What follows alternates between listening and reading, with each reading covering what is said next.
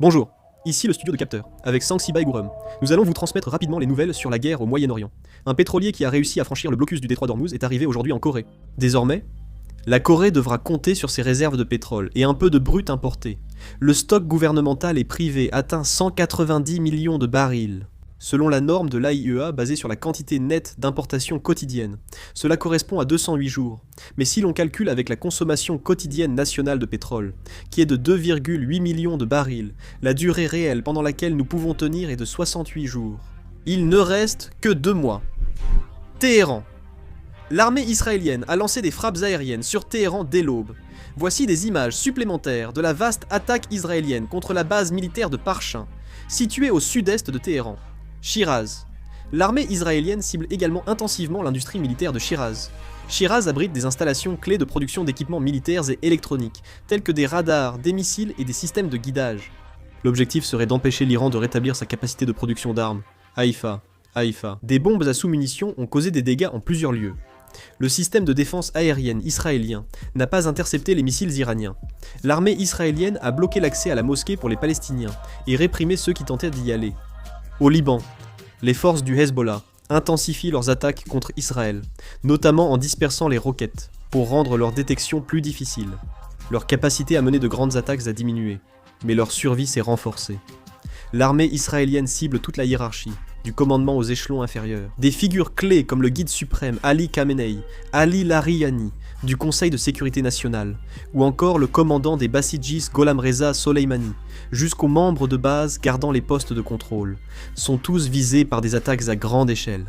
De plus, les modes d'attaque évoluent. Au lieu de se concentrer uniquement sur les grands quartiers généraux, les frappes s'étendent désormais aux postes de contrôle, aux points de blocage routier et aux commissariats locaux. L'essentiel est l'effet de guerre psychologique. Israël veut que l'armée iranienne pense qu'ils peuvent frapper partout, à tout moment, ce qui répand peur et stupeur en Iran. Le Mossad a appelé certains officiers pour les menacer, affirmant qu'ils connaissaient l'emplacement de leur famille et exerçaient ainsi une pression supplémentaire. Par conséquent, la pression psychologique sur l'armée iranienne s'intensifie. Selon l'Institut pour l'étude de la guerre, ces décapitations n'ont pas causé d'effondrement stratégique. L'élimination de la direction a intensifié les tensions politiques et les luttes de pouvoir, prolongeant les conflits de succession sans provoquer l'effondrement du régime. Si le choc opérationnel rend les unités de commandement inopérantes et que les forces antigouvernementales en profitent, la situation peut changer radicalement. L'Institut pour l'étude de la guerre estime que 85% du réseau de défense aérienne iranien a été détruit, certaines troupes refusant même de servir. Toutefois, le réseau n'a pas été totalement neutralisé. En réalité, un chasseur F-35 a même été touché par le système de défense aérienne de l'armée iranienne.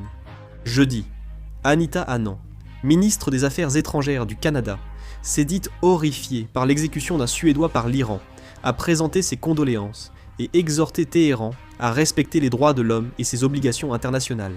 Selon les médias d'État, les autorités des Émirats arabes unis ont démantelé un réseau terroriste lié au Hezbollah libanais soutenu par l'Iran, accusé de blanchiment d'argent, de terrorisme, de financement du terrorisme et de menaces à la sécurité nationale.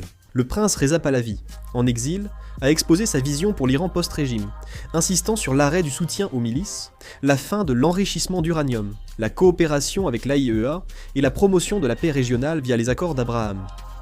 Il a aussi invité les pays arabes à appuyer une transition pour la sécurité et la prospérité. Je publierai une vidéo si d'autres nouvelles arrivent. Merci. Fin de la vidéo.